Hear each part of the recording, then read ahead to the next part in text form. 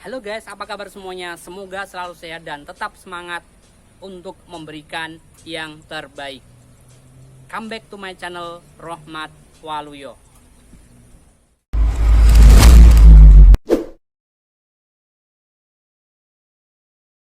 Terima kasih buat teman-teman yang sudah klik channel Rohmat Waluyo dan nonton video ini. Jangan lupa like, share, komen, dan subscribe biar saya makin semangat bikin konten yang bermanfaat buat kalian. Oke, pada kesempatan kali ini saya mau share beberapa hal yang perlu diperhatikan sebelum kita buka usaha. Pada video-video sebelumnya bisa kalian cek pada video saya, kita sudah bahas beberapa hal tentang dunia usaha. Di antaranya adalah cara membaca peluang usaha, cara mengeksekusi peluang usaha, dan beberapa ide usaha yang cocok dilakukan di perkampungan atau pedesaan. Ada ide usaha yang cocok dan mudah cara memasarkannya. Nah, pada kesempatan kali ini saya mau share beberapa hal yang perlu kita perhatikan sebelum kita mulai usaha. Buat teman-teman yang mau usaha, yang sudah kepikiran mau buka usaha, nggak usah khawatir. Tonton video ini, jangan sampai di skip. Kira-kira beberapa hal yang perlu kita perhatikan sebelum mulai usaha apa aja sih?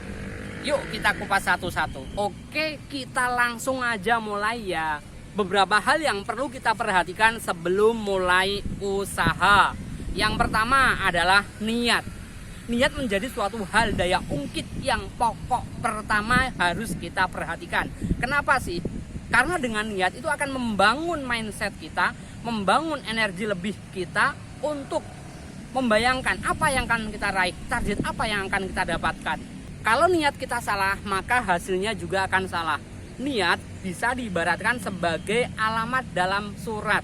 Kalau kita menulis surat dan kita mau kirimkan kepada seorang, kalau alamatnya salah, maka nanti surat itu pun akan sampai pada alamat yang tidak tepat atau salah. Begitupun niat, nggak cuman hanya dalam bisnis, dalam ibadah, dalam aktivitas apapun, niat menjadi suatu hal yang pokok utama harus kita perhatikan. Kalau niat kita betul, otomatis nanti hasil akhirnya akan betul, targetnya pun akan sesuai dengan apa yang kita pikirkan. Maka niat menjadi suatu hal yang pokok, fundamental, yang penting kalau kita mau mulai usaha.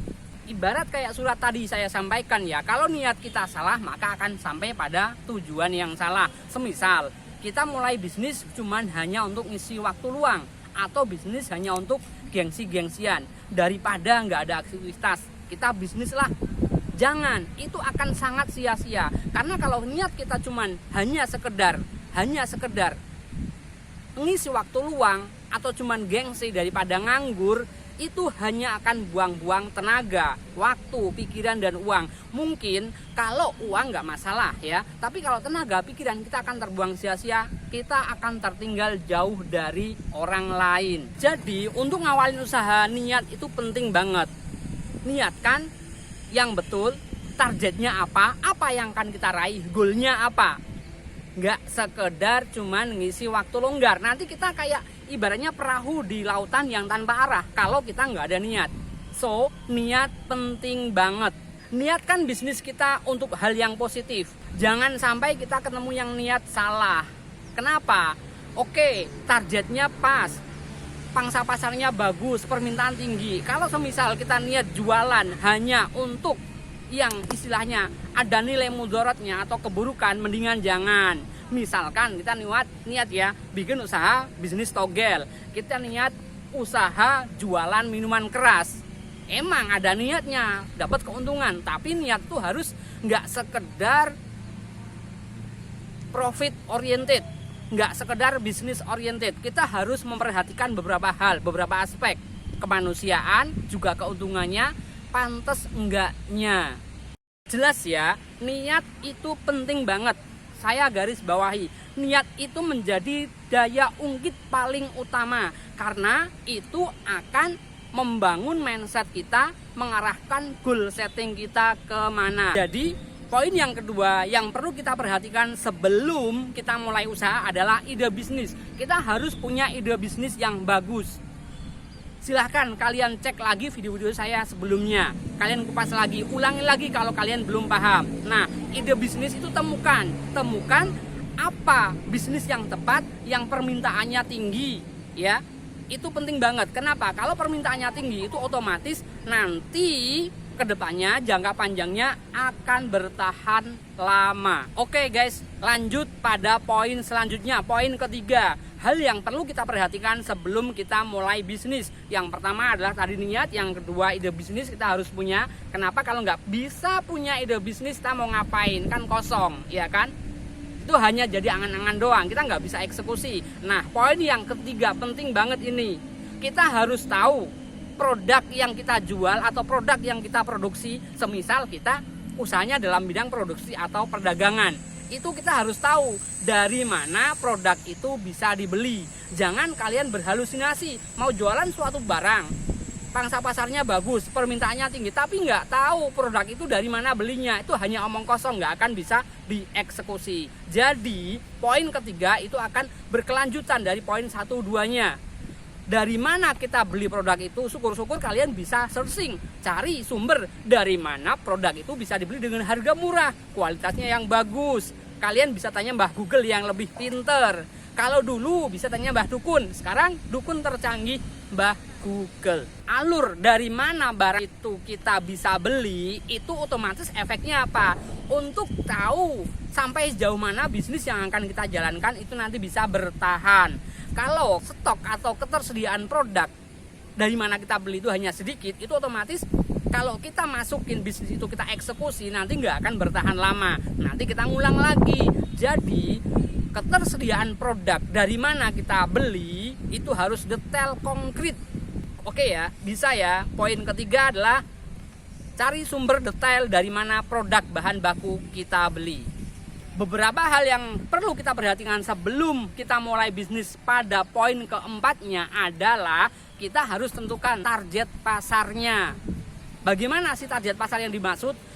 Produk yang sudah kita beli, misalkan ya baik itu produksi ataupun itu kita hanya memindahkan atau distribusi barang dari satu tempat ke tempat lain, kita target pasarnya jelas. Jangan sampai kita ngambang. Kita mau jualan misalkan ya, mau jualan sepatu anak-anak, tapi kita masarkannya hanya pada orang dewasa yang belum menikah. Itu nanti kedepannya nggak bisa karena salah market, salah pasar.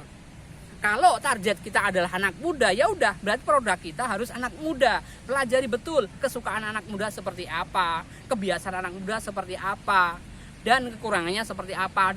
Detailkan. Misalkan ini kalian sasarannya adalah ibu-ibu, udah pelajari ibu-ibu kebiasaannya seperti apa, paling suka diapain, digimanain. Detailkan dengan jelas, sejelas-jelasnya. Target pasarnya seperti apa. Jangan sampai itu nanti salah sasaran. Efeknya apa sih? Kenapa harus kita pelajari marketnya? Kita harus pelajari target pasarnya. Itu akan efek banget di satu, produknya seperti apa, promosinya seperti apa, modelnya kita harus ngolahnya seperti apa. Itu penting banget untuk poin kita mempelajari target marketnya.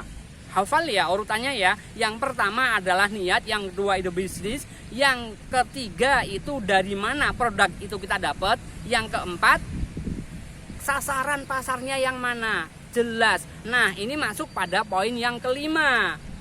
Beberapa hal yang perlu kita perhatikan sebelum mulai bisnis. Pada poin kelima adalah promosi. Tadi saya sudah nyinggung nyentil sedikit pada poin keempat. Target pasarnya seperti apa. Kalau target kita seperti anak muda, itu otomatis pengaruh di promosi apa. Bahasa-bahasa yang digunakan itu harus sangat anak muda, familiar. Kalau target pasar kita itu orang tua, ibu-ibu, ya sudah, gunakan bahasa-bahasa yang ibu-ibu. Itu hanya sekedar dipromosi. Hubungannya, korelasinya ya. Promosi ini penting banget. Kenapa sih? Promote adalah memperkenalkan produk kita. Itu harus sebenarnya berkaitan dengan pemasaran marketing. Sebelum ke marketing, tapi kita harus ke promo dulu, mempromosikan. Apa efeknya? Kalau kita punya produk, kita sudah jelas ya, produknya apa, targetnya apa.